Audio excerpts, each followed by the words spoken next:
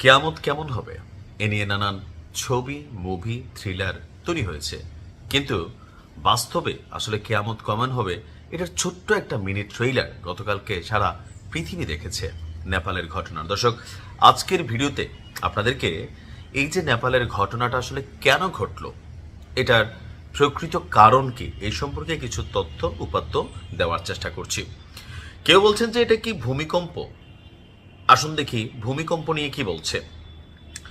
ঘটনার পরে প্রথম দিকে নেপালের ভূতাত্ত্বিক কর্তৃপক্ষের হিসাবে সেখানে 4.4 মাত্রার একটা ভূমিকম্প হয়েছিল। 4.4 মাত্রার ভূমিকম্প মানে আপনি টেরই পাবেন না, অর্থাৎ ভূমিকম্পের কারণে এত বড় ঘটনা ঘটছে বিষয়টা কিন্তু তা না।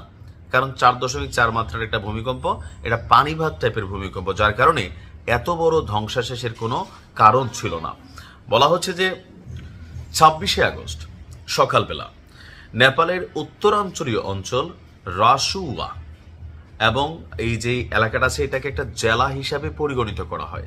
তো ওই জেলার যে সীমান্তরি আছে নেপাল এবং চীন, এই সীমান্তের কাছাকাছি হঠাৎ বিপুল পরিমাণ পানি, বরফ, পাথর, কাদা একসাথে যে নদীটা আছে, আপনার এই নদীটার নাম সম্ভবত ভ্যাটোকেশি। যে নদীর ফ্লোটা আমরা দেখলাম যে দুই পার থেকে এখানে একটা ব্রিজ ছিল, এই ভ্যাটোকেশি নদীতে নেমে আসে। কি নেমে আসলো? শুধু পানি না, এখানে আসছে আপনার পানি, বরফ, পাথর, কাদা। অর্থাৎ যেই আমাদের প্রতিবেশী দেশ নেপালে আপনারা জানেন যে মাউন্ট এভারেস্ট আছে, তো অনেক বড় বড় পাহাড়, হিমালয় টাইপ, এই যে বড় বড় গিরি অনেক কিছু আছে।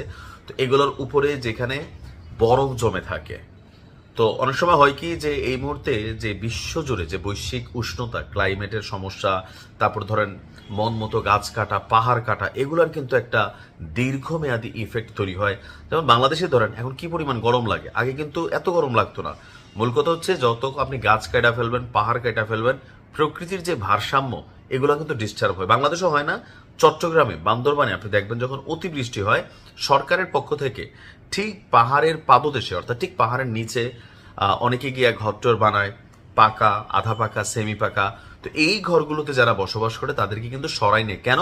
যে কোনো সময় এই যে মাটি কাটার কারণে, পাহাড় কাটার কারণে এটার যেই ভিত্তিটা আছে সেটা নইরা গেছে, ব্যালেন্সটা এটা পিছলাইতে পারে।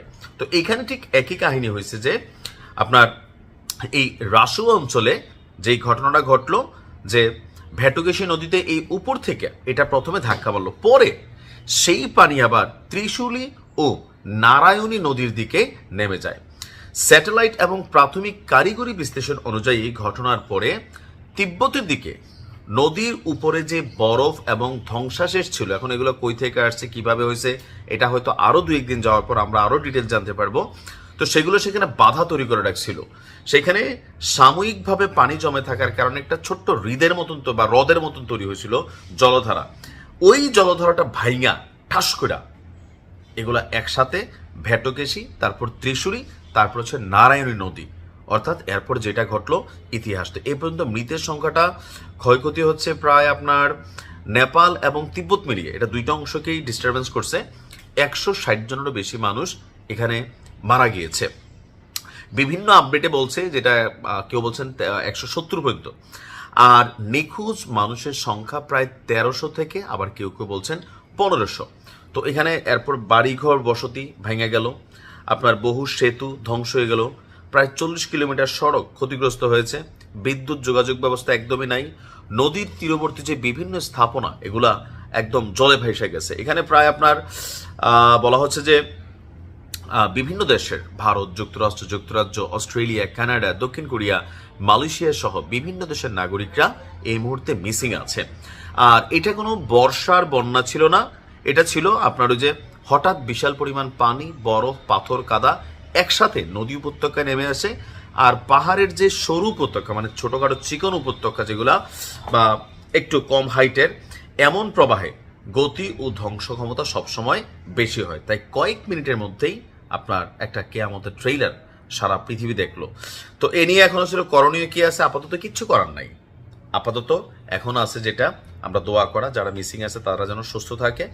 আর ত্রাণ কার্যক্রম ওই দেশ থেকে, ভারতের কাছে, চীনের কাছে, বাংলাদেশের কাছে চায় নাই, তবে আমার মনে হয় বাংলাদেশের সরকারের পক্ষ থেকেও নেপালের মানুষদের পাশে এই দুর্যোগ প্রবণ সময়টাতে আসলে সাপোর্টিং করা উচিত।